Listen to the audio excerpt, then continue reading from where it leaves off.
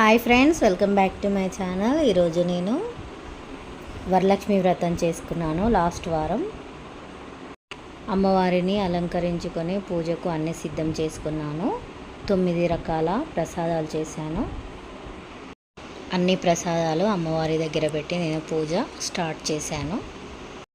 అమ్మవారికి ప్రసాదాలు వడలు, పూర్ణాలు, పులిహోర, దద్దోజనం, పరవాన్నం, సేమియా, రవ్వ కేసరి, శనగలు, పప్పు, బెల్లం, ఒక 5 రకాల ఫ్రూట్స్ పెట్టుకున్నాను.